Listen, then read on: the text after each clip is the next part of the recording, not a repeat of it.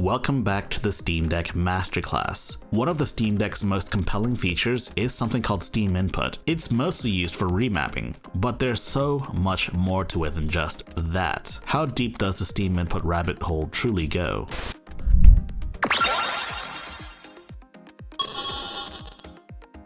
This is volume 4 of the Steam Deck Masterclass, and today this is devoted entirely to Steam Input. So first, let's talk about the Steam Deck's controls. The Steam Deck features a D-pad, face buttons, 2 thumbsticks, 2 trackpads, 2 bumpers, 2 triggers, and 4 back buttons in the back, and a start and select button, as well as Steam and quick access menu. Oh yeah, I also can't forget the gyro that's built in. So a vast majority of games released today have controller support. For many games, it's really as simple as just picking a game, launching it, and playing it, and it plays just fine. But there's a ton of PC games that don't even really support controller, and I think it's time we talk about those. Also, do note that Steam Input is available even outside of Steam Deck. It's also compatible with most modern controllers, but most controllers don't have the full controller set that a Steam Deck does, so you may not be getting the full experience, so keep that in mind. And if you do end up liking this video, please give me a like, subscribe to my channel, and press that bell icon. That way I know I'm doing good. My game of choice, of course, is Starbound. Once upon a time, Chucklefish had plans to make console versions of Starbound, and as such,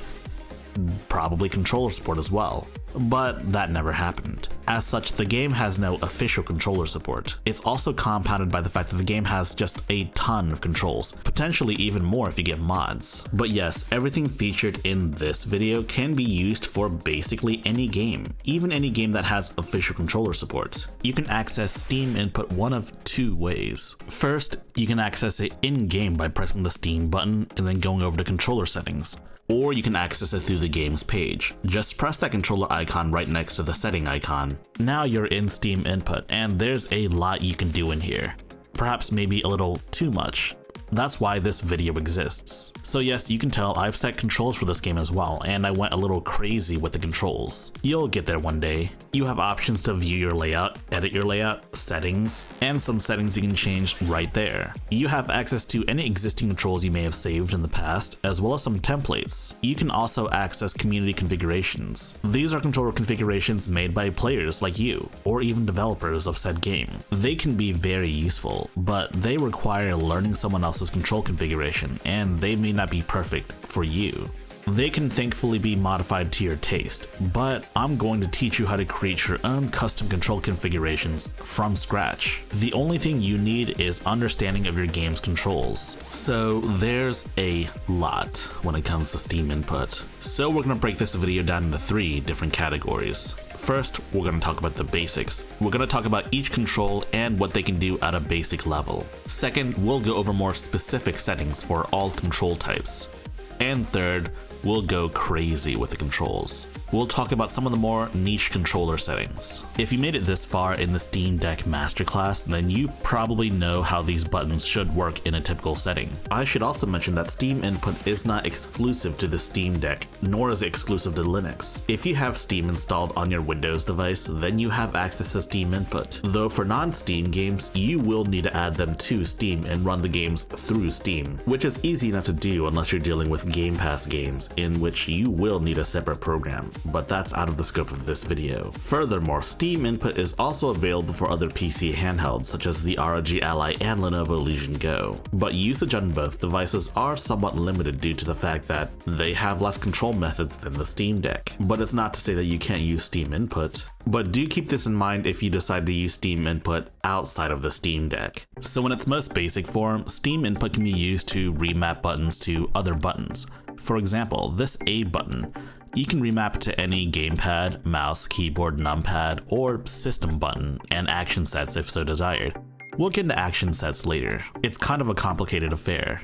And system buttons aren't strictly necessary, but can be useful. But anyways, for Starbound, we're gonna map A to the spacebar because that's our jump key. You can remap just about every button on the system. All of your face buttons, your triggers, your bumpers, the D-pad, the back buttons, even the analog sticks and trackpads if so desired. Being able to button map is an essential Steam Deck skill, and for many people, that's good enough. If it's a simple enough game, you probably won't need much else. But Steam Input can be so much more than a button remapper if so desired, which is why we will be getting into the nitty-gritty. Many of the buttons and control methods have very similar settings, but many of them also have their own separate settings owing to the fact that they're literally different control methods. So beside most of your buttons, you'll find this setting menu. Like for example, this very first setting here lets you change the actuation behavior. Like I set this A button to be double press. What does that mean exactly?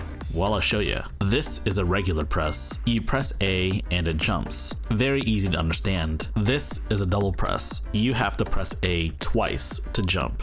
It doesn't activate with one press, it activates with 2 presses in a row. This is a long press. You hold down A and then eventually it jumps after like a second or two. Perhaps not the most intuitive for a game where you jump.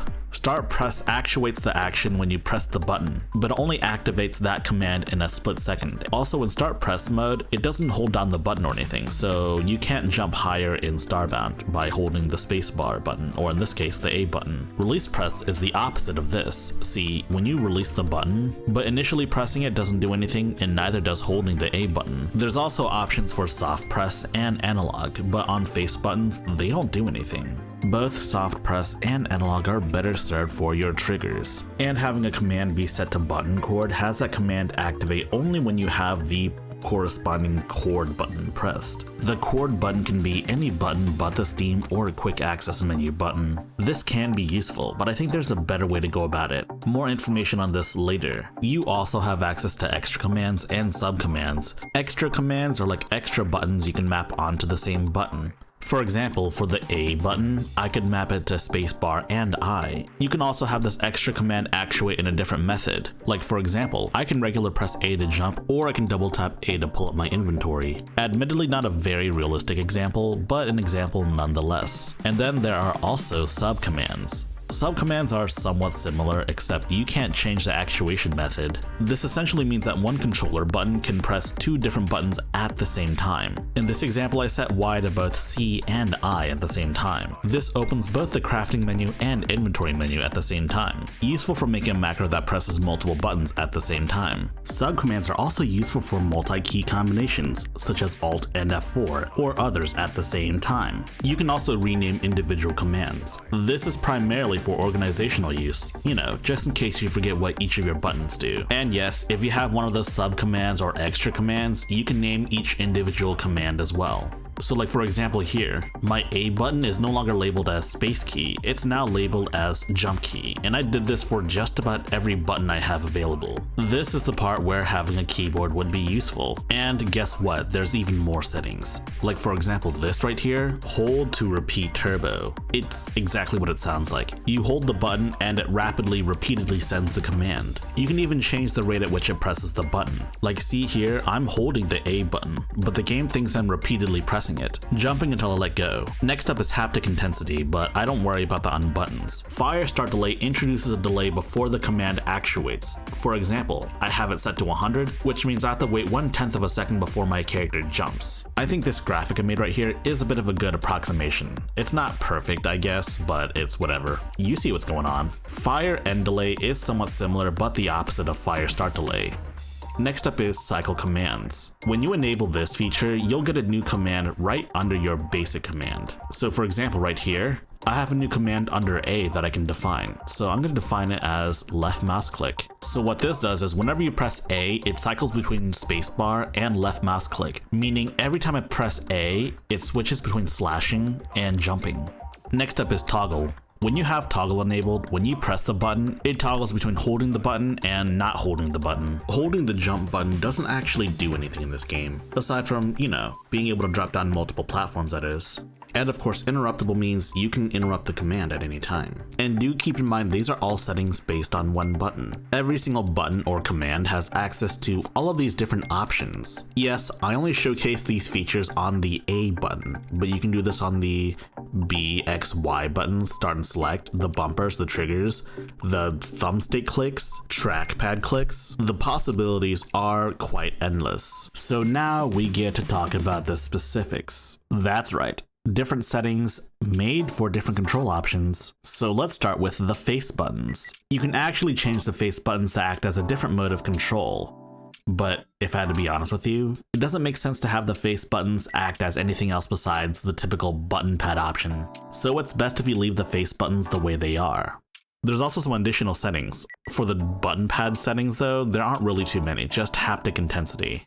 The D-pad is a similar story, though there is a niche use case for the hotbar menu, which we'll get to in a bit. Realistically, the only thing the D-pad should do is either be a D-pad or be a hotbar menu. And even if you set it to a D-pad, you can set the D-pad to be whatever buttons you want. You can still have the D-pads be up, down, left, right. The arrow keys, WASD, or maybe, I don't know, 1, 2, 3, 4 for weapon swapping, it really doesn't matter. For additional D-pad settings, there's a couple. You can change the directional layout. 8-way is your standard D-pad. You can execute diagonal commands. 4-way means that you can't activate diagonals. You can only activate the 4 cardinal directions. Analog emulation isn't something meant for the D-pad. It's more thumbstick or trackpad stuff. More on this later. Crossgate is similar to 8-way. With a true physical D-pad, it doesn't make too much sense, but for say a trackpad or an analog stick, it makes more sense. This is what a crossgate looks like. It prioritizes cardinal directions as opposed to diagonals. Triggers are interesting because you have the left and right triggers. There are both full pull and soft pull options per trigger. Say you have R2 halfway pressed, you can actuate an action.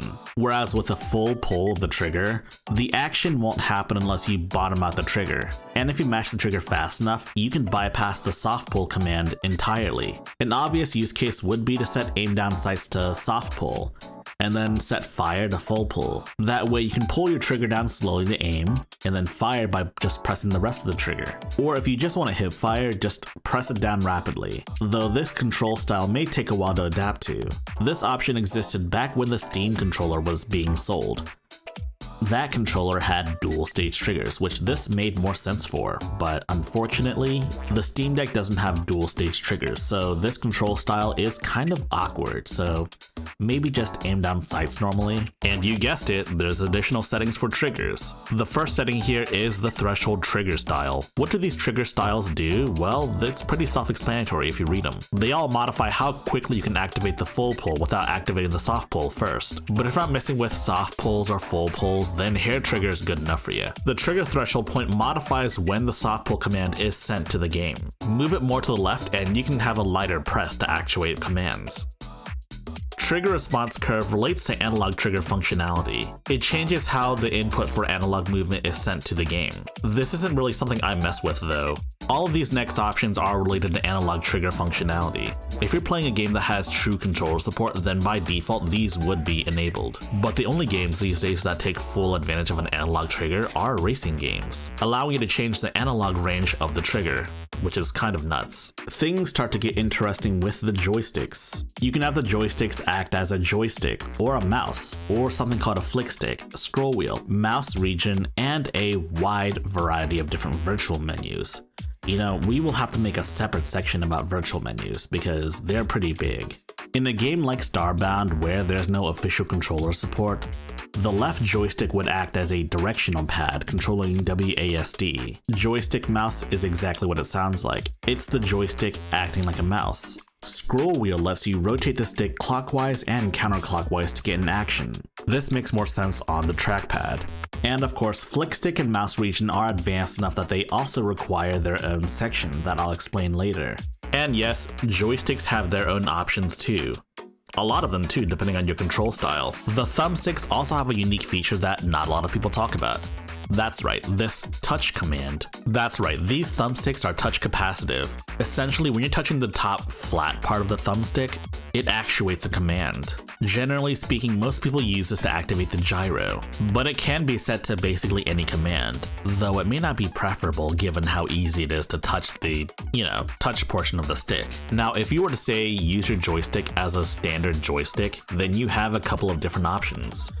The first option is horizontal and vertical scale. If you want to make full use of the analog range, leave both at 100%. I also wouldn't mess with the stick response curve, unless you know what you're doing. You can change which joystick this outputs to. You can have the left stick be the right stick, or vice versa, or you can have it be a relative mouse. But if you're gonna use joystick controls, I would leave it at the default joystick. You can also invert the joysticks. You can also mess with the dead zone. You can even mess with what's known as the outer ring. The outer ring is essentially a defined area on the joystick. Generally speaking, it's the furthest part outside of the stick. You can define how big the outer ring truly is. You could invert it to where the outer ring command is actually sent when inside the radius as opposed to outside. The outer ring can also be set to basically any command. Also worth mentioning is that for the thumbsticks, or basically anything else but the D-pad that can use a directional pad control style, you can set the directional pad layout to analog emulation. It essentially sends out commands in a sort of pulse to simulate an analog stick. For games without true analog support, it's actually quite magical. For like first-person shooters, it's basically magical. But for games that are in the third person, or 2D games like Starbound, it looks extremely janky. But yes, it does work. A game like Starbound without true analog support now has a true analog style walk. Does it look weird? Yes, it does look weird, but it works, and it's actually quite genius how it works.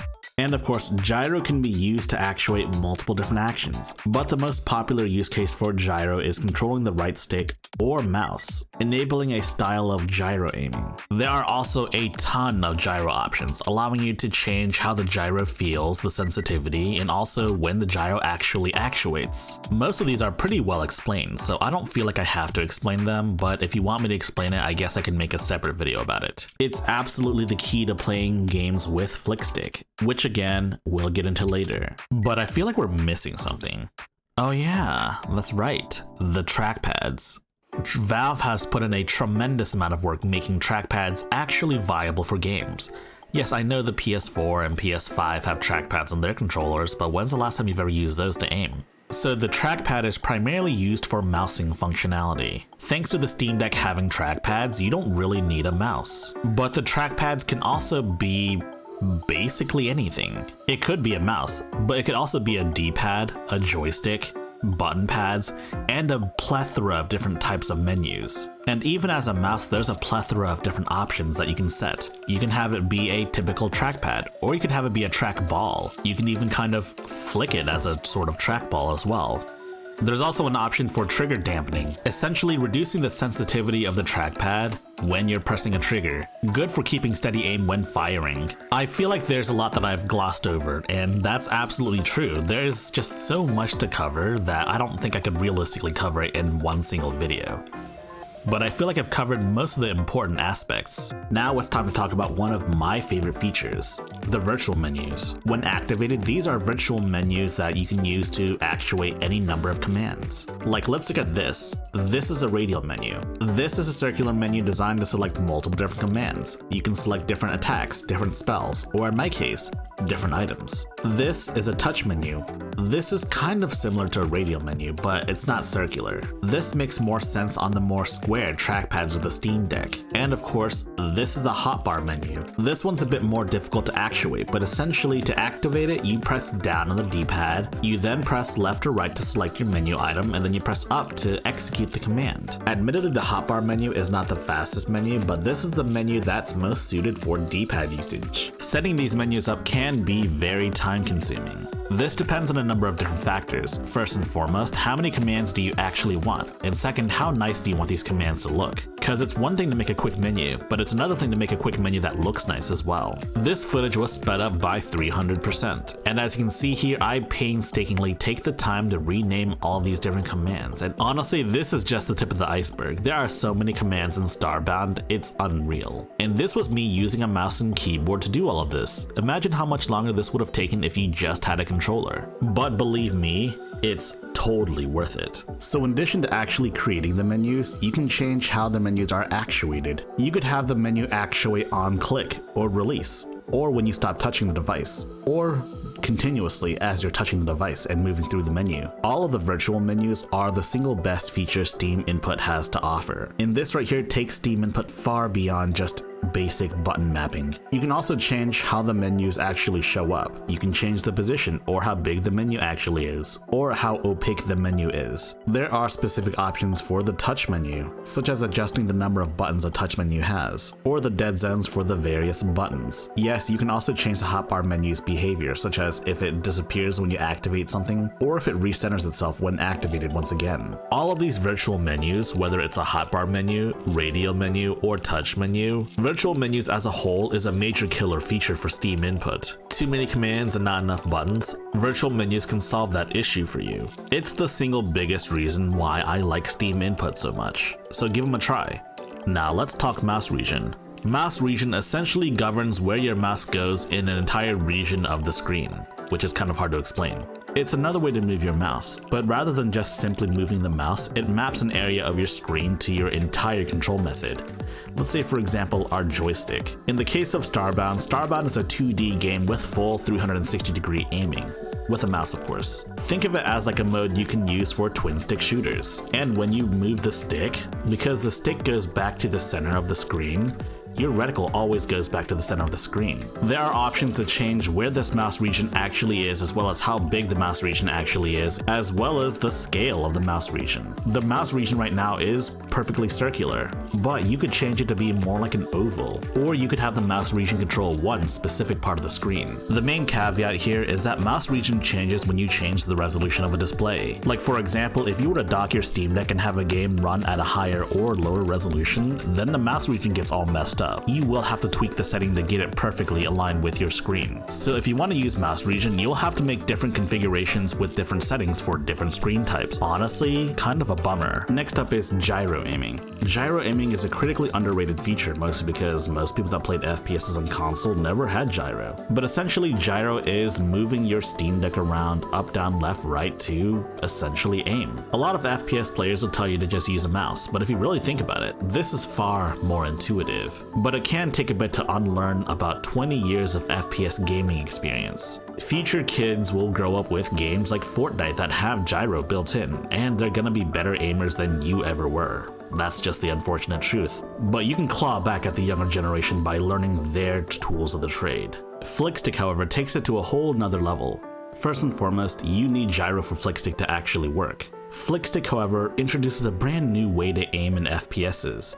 See, typically your right stick just kind of moves the camera up, down, left, right? Flickstick, however, makes your character turn around 360 degrees. There's actually an excellent video made by JibSmart showing how powerful Flickstick can actually be in fast-paced shooters. But I'm not gonna lie to you, I'm not the person to talk about it, so go watch his video about that instead. It's also time to talk about the touchscreen. Unfortunately, there isn't a whole lot you can do with the touchscreen in regards to Steam Input. By default, during gameplay, if you touch the touchscreen, it acts like a left mouse button instead of, touchscreen stuff. The touchscreen is very useful for general utility stuff, like navigating desktop mode or typing on the keyboard. But for general gameplay stuff, unless the game has explicit touchscreen support, the game is just better off being played with the trackpads. But for something like Slay the Spire, which makes a lot more sense with the touchscreen, you can in fact enable touchscreen support. You can do this by going into action sets and setting an always on command. I suppose now is the best time to talk about this. An always on command is essentially a command that's always being sent. This is being sent in the form of holding the command down, and the command in this case we want to send is touchscreen native support. For games that do support the touchscreen, this enables full-on touchscreen support. Like 10-point touch and all of that stuff. Zoom to pinch, etc, etc. Though depending on your game, you may have to go into a game settings and enable touchscreen mode as well. And of course, this brings us to the last topic of the video. Mode shifting, action sets, and action layers. All three are fairly similar, but in different ways. They allow for on-the-fly control changes as needed. Let's start with mode shift. Mode shift is arguably the easiest one to understand. Almost anything can be turned into a mode shift. Essentially, mode shift turns one command into another command. Like my right thumbstick is aim, but if I hold L1 down, it becomes a radial menu. Any button can become the mode shift button, except of course the D-pad, trackpads, or thumbsticks. You can also only have one mode shift per control method. So now it's time to talk about action sets and action layers.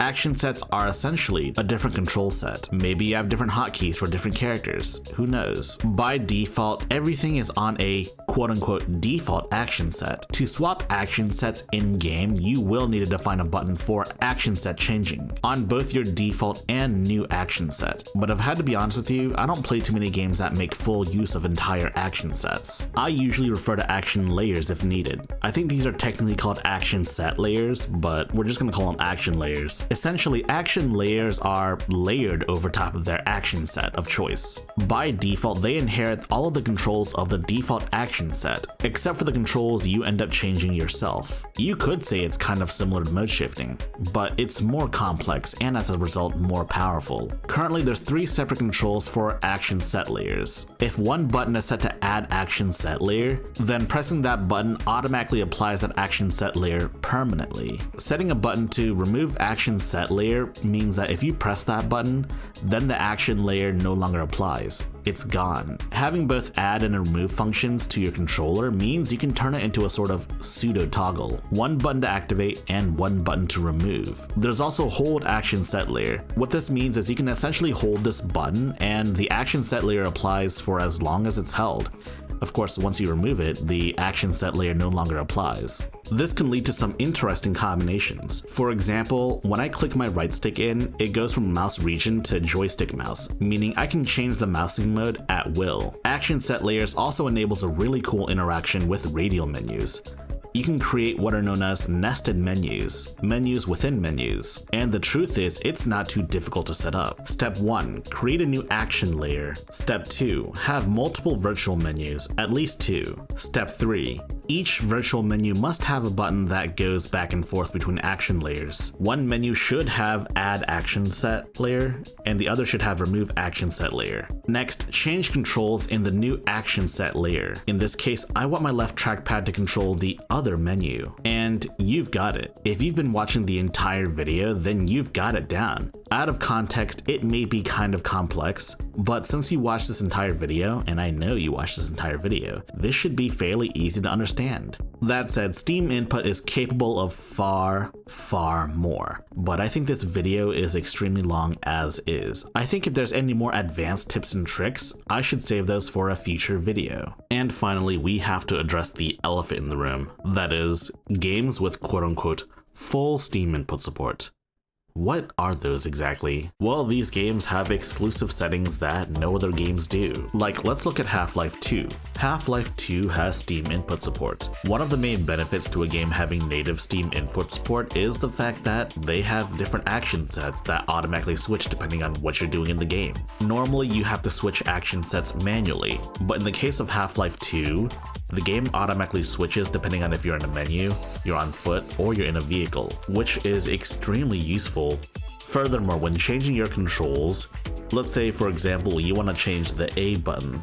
Well, as you can see here, the A button is set to a jump command as opposed to spacebar or A. The game's various actions for that action set are exposed, so what you have isn't a button that's the A button or spacebar, but rather a jump command. This makes setting up custom controls a lot easier. Of course, games that support this are quite far and few between. And I get it, not a lot of games really need the full capabilities of Steam Input, especially a lot of simpler ones, but I do think more complex games would benefit a lot more out of using Steam Input. Also, some games do make use of the Steam Input API, but rather than defining actual explicit game actions, the game actions are just the buttons on a controller, and this doesn't make a whole lot of sense. Cry Machina does this, as does Destiny 2 for some reason. I couldn't tell you why they did things this way. I'm not a developer, I'm not the developers of these games either, but it does seem quite unusual that they went out of their way to implement Steam Input only to create game actions that are essentially buttons, you know? Also, do keep in mind that you only have access to full Steam input support if you own the game on Steam. So if you own the game on Epic or, I don't know, pirated the game, then you don't have access to full Steam input support. So yes, while all games have Steam input support, not all games have full Steam input support. So I hope this video helped you understand what Steam input is capable of. Steam input is supremely powerful, and honestly, I really enjoy it. But even I don't know the full extent of what Steam input is capable of. There are plenty of great content creators out there that make videos about Steam input. There are many communities out there on Discord or even Reddit, such as r/Steam controller. I may not be able to cover everything in a single 30-minute video, but I can tell you that there are a lot of great resources out there. There's even a great written guide by Steam user Kronos, and you can find this written guide on Steam. You could even read this guide on the Steam Deck yourself, but I'll also have it linked in the description down below. If you like this video, please press the like button and check out our other videos. And if you like those other videos as well, be sure to press the subscribe button and share the good gospel of high-tech lowlife with your friends. Furthermore, we have a community Discord for enlightened individuals such as you. And if you wish to further support high-tech lowlife, be sure to check out our Patreon page. Links in the description.